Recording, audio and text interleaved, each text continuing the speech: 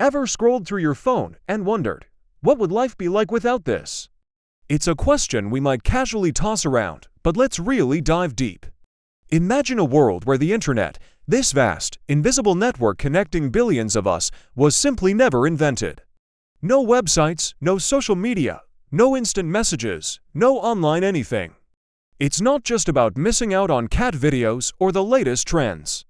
It's about a fundamental shift in the entire course of human history. How would our world look today? Would we be living in a utopia of genuine connection, or would we be stuck in a past that feels almost alien to us now? The invention of the internet wasn't just a single event. It was a domino that tipped over, setting off a chain reaction that has redefined politics, culture, and our very sense of self. It changed how we learn, how we love, how we fight, and how we dream. So, let's embark on a journey into an alternate reality. A reality without the digital pulse that beats at the heart of our modern world. How would nations rise and fall? How would society function? And most importantly, how would you be different? Stick with me, because we're about to unplug from our reality and explore the fascinating, and perhaps a little frightening, world that might have been.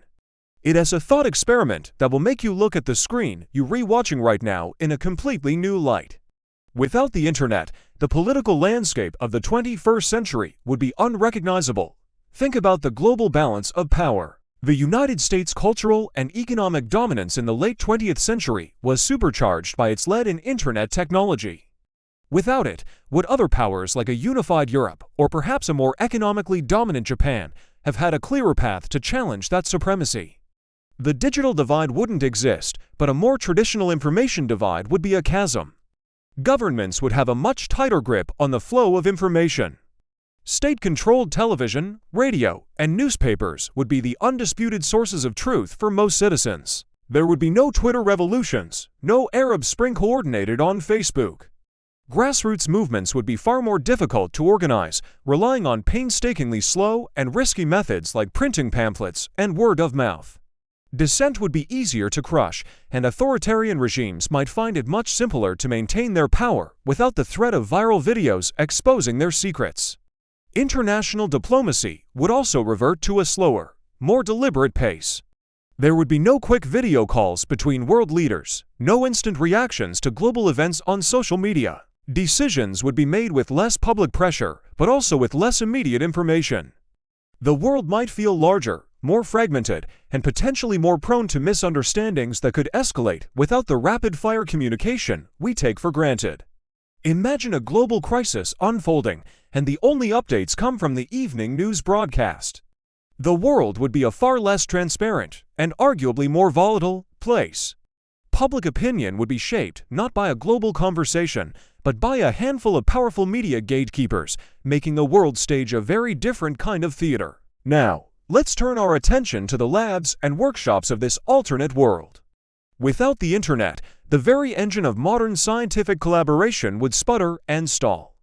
Today, a scientist in Brazil can instantly access a research paper from a team in South Korea, build upon their findings, and share their own results with the world in a matter of hours. Without that, progress would be painstakingly slow. Collaboration would be limited to those you could meet at physical conferences or correspond with through letters, a process that could take weeks or months. Think about massive collaborative projects like the Human Genome Project. It was a monumental task that relied on a global network of computers sharing and analyzing vast amounts of data. Without the internet, it might have taken decades longer, if it was even conceivable at all. The development of new medicines, our understanding of climate change, and our exploration of space would all be handicapped. The free and open exchange of information is the lifeblood of innovation, and without it, we'd be living in an age of scientific silos. On the other hand, could there be a silver lining? Perhaps the lack of digital distraction would lead to a more profound, focused kind of thinking. Maybe without the endless stream of information, innovators would be forced to rely more on first principles reasoning and physical experimentation. It's possible that certain types of mechanical or analog technologies might have become more advanced. We might have hyper-efficient pneumatic tube systems for mail, incredibly advanced analog computers, or a golden age of print media with astonishingly high-quality production. Technology wouldn't stop, but it would branch off in a completely different direction, a path that values the tangible and the mechanical over the virtual and the instantaneous.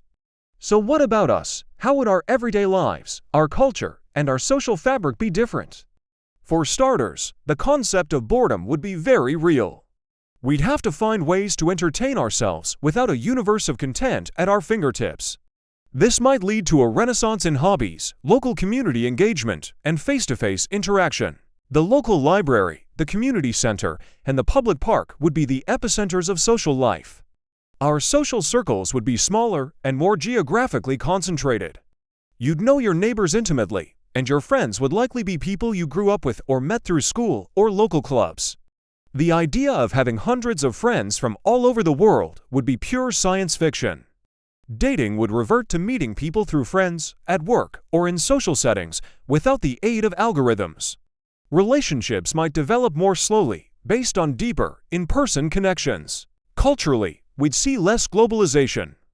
Local music, fashion, and art would flourish, as trends would spread slowly, evolving uniquely in different regions rather than becoming homogenized global phenomena. The viral hit wouldn't exist. Fame would be a product of the traditional star-making machinery of record labels and movie studios, making it a much more exclusive club. Concepts of identity and personal rights would also evolve differently. Without online forums and communities, people with niche interests or marginalized identities would have a much harder time finding each other and building supportive networks. The world would feel both more connected to our immediate surroundings and profoundly more isolated from the wider human experience. Zooming out, what would the long-term global consequences be? Economically, the world would be far less interconnected. The rise of companies like Amazon, Google, and Alibaba would be impossible. The global supply chain, which relies on instant digital communication to manage logistics, would be far less efficient. This might mean more local production and less reliance on international trade, which could be good for local economies, but would also make consumer goods more expensive and less varied. The gig economy wouldn't exist. Jobs would be more traditional and likely more stable, but also less flexible. Environmentally, the picture is complex. On one hand, the massive energy consumption of data centers would be gone. But on the other hand, the internet has been crucial for monitoring climate change, coordinating environmental activism, and developing green technologies. Without it, our response to the climate crisis could be slower and less coordinated. Furthermore, a world with less efficient supply chains and more physical travel for business and communication might actually have a larger carbon footprint in some areas. Ultimately, a world without the internet would be a world of limits. Limited information, limited communication, and limited connection. It would be a world that moved at a human pace, not the speed of light. While we might romanticize the idea of a simpler, less connected time, we'd also be giving up a tool that has empowered individuals, accelerated discovery, and woven a new, albeit complex, tapestry of global human society.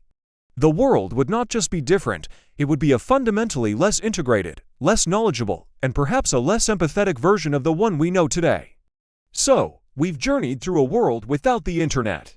A world with a different balance of power, a slower pace of innovation, and a society built on local connections rather than global networks. It's a world of trade-offs. We might have gained a deeper connection to our immediate community, but we would have lost the vast ocean of knowledge and human connection that spans the globe.